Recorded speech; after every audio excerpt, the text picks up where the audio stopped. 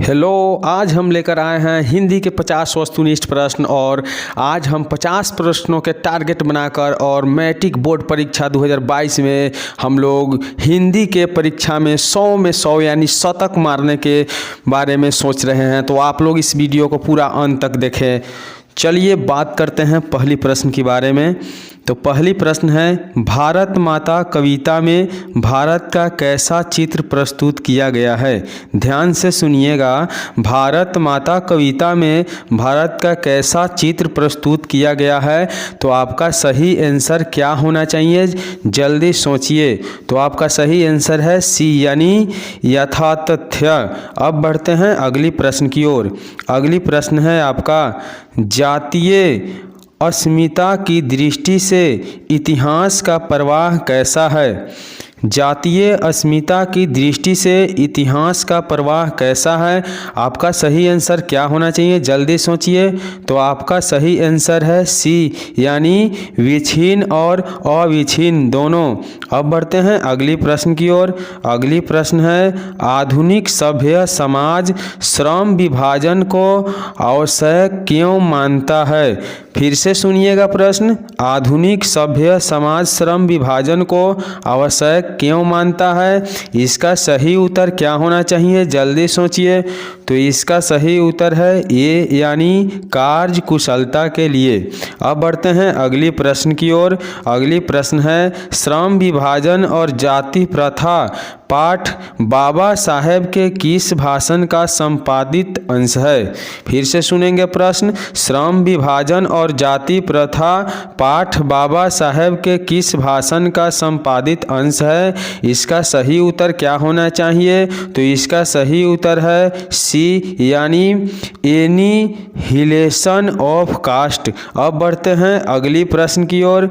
ऐसी ही लड़की आगे चलकर गुंडे चोर डाकू बनते हैं, यह पंक्ति कहानी के किस पात्र ने कही है? फिर से सुनेंगे प्रश्न, ऐसे ही लड़के आगे चलकर गुंडे चोर डाकू बनते हैं, यह पंक्ति कहानी के किस पात्र ने कही है? तो आपका सही उत्तर क्या होना चाहिए? तो सही उत्तर है सी यानी सेन साहब। अब बढ़ते हैं अगली प्रश्न की ओर। अगली प्रश्न है, किसके अध्ययन क्षेत्र में भारत के कारण नवजीवन का संचार हो चुका है? ध्यान से सुनिएगा प्रश्न, किसके अध्ययन क्षेत्र में भारत के कारण नवजीवन का संचार हो चुका है? सही आंसर क्या है? तो आपका सही आंसर है ए यानी विधि शास्त्र। अब बढ़ते हैं अगली प्रश्न की ओर। अगली प्रश्न है, मंगमा की बहू का क्या नाम है? मंगमा की बहू का क्या नाम है? सही उत्तर क्या होगा? जल्दी सोचिए। तो सही उत्तर है आपका रंगमा। क्या है? रंगमा। अब बढ़ते हैं अगली प्रश्न की ओर। अगली प्रश्न है, ढहते विश्वास कहानी किस लेखक द्वारा अनुदित है? ढहते विश्वास कहानी किस लेखक के द्वारा लिखा गया है? तो इसका सही आंसर क्या होना चाहिए? तो सही आंसर है ए यानी राजेंद्र प्रसाद मिश्रा। राजेंद्र प्रसाद मिश्रा। बहुत ही महत्वपूर्ण प्रश्न है आपके बोर्ड परीक्षा के लिए। एक एक प्रश्न को ध्यान से सुनिएगा और याद कर लीजिएगा। तो अगली प्रश्न है, माँ कहानी किस लेखक द्वारा रचित है? ध्यान से सुनिएगा, माँ कहानी किस लेखक द्वारा रचित है? आपका सही उत्तर क्या होना चाहिए? तो सही उत्तर है सी यानी ईश्वर पेटलीकर के द्वारा। अब बढ़ते हैं अगली प्रश्न की ओर। मंगू की माँ की कितनी संतानें थे? ध्यान से सुनिएगा, मंगू की माँ की कितनी संतानें थी? तो आपका सही उत्तर क्या होना चाहिए? तो सही उत्तर है सी यानी 4। अब बढ़ते हैं अगली प्रश्न की ओर। अगली प्रश्न है, नगर कहानी किस भाषा से अनुदित है?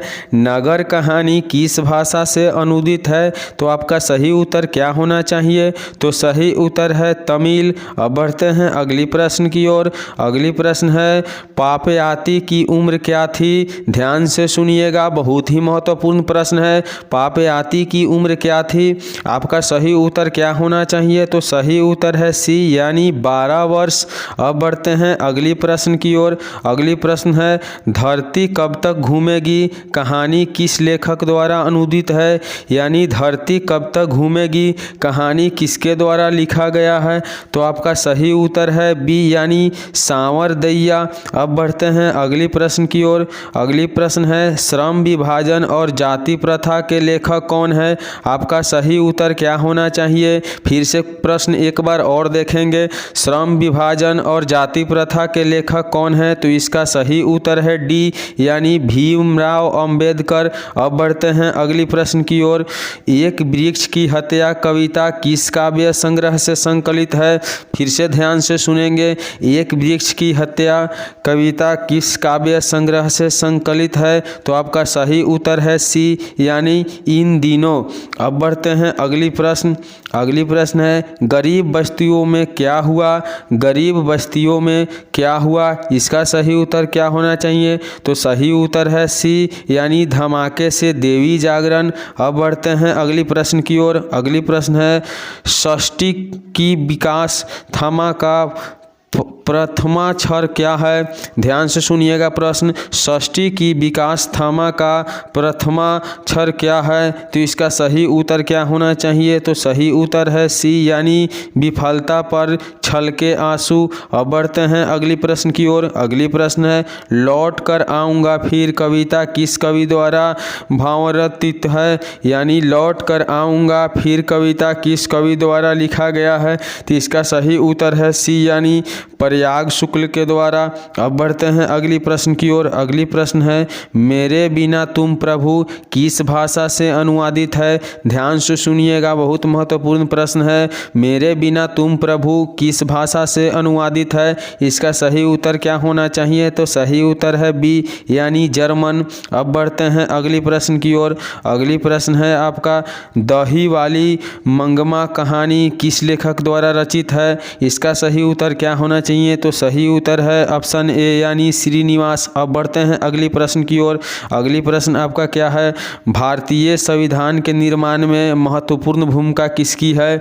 ध्यान से सुनिएगा प्रश्न, भारतीय संविधान के निर्माण में महत्वपूर्ण भूमिका किसकी है? सही उत्तर है आपका ए यानी भीमराव अंबेडकर। अब बढ़ते हैं अगली प्रश्न की ओर। अगली प्रश्न है समय समाज की आवश्यकता क्या है? समय समाज की आवश्यकता क्या है? सही उत्तर क्या होना चाहिए? जल्दी सोचिए। तो सही उत्तर है बी यानी श्रम विभाजन। अब बढ़ते हैं अगली प्रश्न की ओर। अगली प्रश्न है 20 के दांत कहानी की रचयिता कौन है? ध्यान से सुनिएगा, बहुत महत्वपूर्ण प्रश्न है। 20 के दांत कहानी के रचयिता कौन है? तो सही उत्तर होना चाहिए आपका सी यानी नलिन बिलोचन शर्मा। अब बढ़ते हैं अगली प्रश्न की ओर। अगली प्रश्न है खोखा का दूसरा नाम क्या था? खोखा का दूसरा नाम क्या था? इसका सही उत्तर क्या होना चाहिए? तो सही उत्तर है आपका ऑप्शन सी कासू। फिर से सुनिएगा, सही उत्तर है कासू। अब बढ़ते हैं अगली प्रश्न की ओर। मदन किसका पुत्र था? ध्यान से सुनिएगा, बहुत ही महत्वपूर्ण प्रश्न है। मदन किसका पुत्र था? सही उत्तर क्या होना चाहिए? जल्दी सोचिए। तो आपका सही उत्तर है ऑप्शन बी यानी गिरधर का। फिर से ध्यान से सुनिएगा, सही उत्तर है गिरधर। अब बढ़ते हैं अगली प्रश्न की ओर। परवल कौन सी संज्ञा है? ध्यान से सुनिएगा, परवल कौन सी संज्ञा है? तो आपका परवल कौन सी संज्ञा है? ध्यान से सुनिएगा। तो इसका सही उत्तर है सी यानी जातिवाचक संज्ञा। अब बढ़ते हैं अगली प्रश्न की ओर। कुर्ता कौन सी संज्ञा है? बहुत ही महत्वपूर्ण प्रश्न है। कुर्ता कौन सी संज्ञा है? तो आपका सही उत्तर है सी यानी भाववाचक संज्ञा। अब बढ़ते हैं अगली प्रश्न की ओर। अगली प्रश्न है तोषक कौन सी संज्ञा है? ध्यान से सुनिएगा, तोषक कौन सी संज्ञा है? तो इसका सही उत्तर है डी यानी जातिवाचक संज्ञा। क्या है? जातिवाचक संज्ञा। अब बढ़ते हैं अगली प्रश्न की ओर। झूठ कौन सी संख्या यानी संज्ञा है? झूठ कौन सी संज्ञा है? इसका सही उत्तर क्या है? तो सही उत्तर है ए यानी समूहवाचक। झूठ यानी झुंड। अब बढ़ते हैं अगली प्रश्न की ओर। गंगा कौन सी संज्ञा है? गंगा कौन सी संज्ञा है? इसका सही उत्तर उत्तर क्या है, तो सही उत्तर है ऑप्शन सी यानी व्यक्तिवाचक संज्ञा। अब बढ़ते हैं अगली प्रश्न की ओर। अगली प्रश्न है जमशेदपुर कौन सी संज्ञा है। ध्यान से पढ़िएगा, जमशेदपुर कौन सी संज्ञा है, इसका सही उत्तर क्या होना चाहिए, तो सही उत्तर है ऑप्शन बी यानी व्यक्तिवाचक संज्ञा। अब बढ़ते हैं अगली प्रश्न की ओर। अगली प्रश्न है यथासंभव में कौन सा समास है। यथासंभव में कौन सा समास है, इसका सही उत्तर है ए यानी अव्ययी भाव समास। अब बढ़ते हैं अगली प्रश्न की ओर। अगली प्रश्न है पराधीन में कौन सा समास है। पराधीन में कौन सा समास है, इसका सही उत्तर है ऑप्शन डी यानी तत्पुरुष समान। क्या है, तत्पुरुष समास। अब बढ़ते हैं अगली प्रश्न की ओर। अगली प्रश्न है पतझड़ में कौन सा समास है। फिर से सुनिएगा, पतझड़ में कौन सा समास है, इसका सही उत्तर है आपका ऑप्शन डी यानी तत्पुरुष समास। अब बढ़ते हैं अगली प्रश्न की ओर। अगली प्रश्न है चरित्र चित्रण निम्नलिखित में से कौन सा समास है। चरित्र चित्रण निम्नलिखित में से कौन सा समास है, इसका सही उत्तर है डी यानी तत्पुरुष समास। अब बढ़ते हैं अगली प्रश्न की ओर। अगली प्रश्न है काल के कितने भेद होते हैं। ध्यान से सुनिएगा, काल के कितने भेद होते हैं, तो इसका सही उत्तर है सी यानी 3 भेद। अब बढ़ते हैं अगली प्रश्न की ओर। अगली प्रश्न है वर्तमान काल के कितने भेद होते हैं। ध्यान से सुनिएगा, वर्तमान काल के कितने भेद होते हैं, तो इसका सही उत्तर है ऑप्शन डी यानी 5। अब बढ़ते हैं अगली प्रश्न की ओर।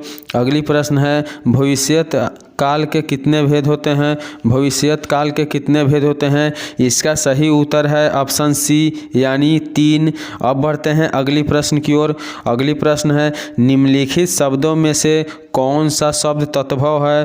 फिर से ध्यान सुनिएगा, निम्नलिखित शब्दों में कौन सा शब्द तद्भव है। अब देखते हैं इसका सही उत्तर क्या होना चाहिए, तो सही उत्तर है डी यानी पलंग। अब बढ़ते हैं अगली प्रश्न की ओर। अगली प्रश्न है निम्नलिखित शब्दों में कौन सा शब्द तत्सम है। निम्नलिखित शब्दों में कौन सा शब्द तत्सम है, इसका सही उत्तर है ऑप्शन बी यानी कर्पूर। अब बढ़ते हैं अगली प्रश्न की ओर। अगली प्रश्न है निम्नलिखित में कौन सा शब्द अविकारी है। निम्नलिखित में कौन सा शब्द अविकारी है, इसका सही उत्तर है डी यानी धीरे धीरे। फिर से सुनिएगा, धीरे धीरे। बहुत महत्वपूर्ण प्रश्न है बोर्ड परीक्षा के लिए। आगे बढ़ते हैं, आग को आप किसके अंतर्गत रखेंगे। ध्यान से पढ़िएगा, आग को आप किसके अंतर्गत रखेंगे, इसका सही उत्तर है ऑप्शन बी यानी तद्भव। क्या है, तद्भव। अब बढ़ते हैं अगली प्रश्न की ओर। अगली प्रश्न है निम्नलिखित शब्दों में कौन सा शब्द रूढ़ है। निम्नलिखित शब्दों में कौन सा शब्द रूढ़ है, इसका सही उत्तर क्या होना चाहिए, तो सही उत्तर है आपका ऑप्शन सी यानी देश। अब बढ़ते हैं अगली प्रश्न की ओर। अगली प्रश्न है निम्नलिखित में कौन सा शब्द योग रूढ़ है। निम्नलिखित में कौन सा शब्द योग रूढ़ है, इसका सही उत्तर है ऑप्शन सी यानी जलज चंद्रशेखर। अब बढ़ते हैं अगली प्रश्न की ओर। अगली प्रश्न है आपका, ध्यान से सुनिएगा, निम्नलिखित शब्दों में कौन सा शब्द विदेशज है। निम्नलिखित शब्दों में कौन सा शब्द विदेशज है, इसका सही उत्तर क्या होना चाहिए, तो सही उत्तर है आपका उत्तर बी यानी चाकू। अब बढ़ते हैं अगली प्रश्न की ओर। अगली प्रश्न है निम्नलिखित में यौगिक शब्द कौन सा है। निम्नलिखित में यौगिक शब्द कौन सा है, तो आपका सही उत्तर है ऑप्शन सी यानी पाठशाला। क्या है, पाठशाला। अब बढ़ते हैं अगली प्रश्न की ओर। अगली प्रश्न है बच्चों से खेला जाएगा, यह किस वाच्य का उदाहरण है। बच्चों से खेला जाएगा, यह किस वाच्य का उदाहरण है, तो इसका सही उत्तर है बी यानी कर्मवाच्य। क्या है, कर्मवाच्य। अब बढ़ते हैं अगली प्रश्न की ओर। अनादि में कौन सा समास है।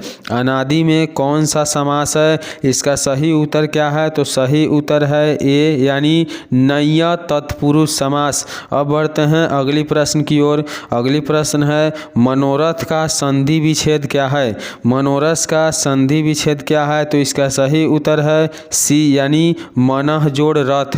अब बढ़ते हैं अगली प्रश्न की ओर। अगली प्रश्न है नाविक में किन किन वर्णों का संधि हुई है। नाविक में किन किन वर्गों का संधि हुई है, इसका सही उत्तर है ऑप्शन ए यानी अ जोड़ ई। आशा करते हैं कि आपको वीडियो अच्छा लगा होगा। अगर अच्छा लगा हो तो तो लाइक कमेंट और चैनल को सब्सक्राइब कर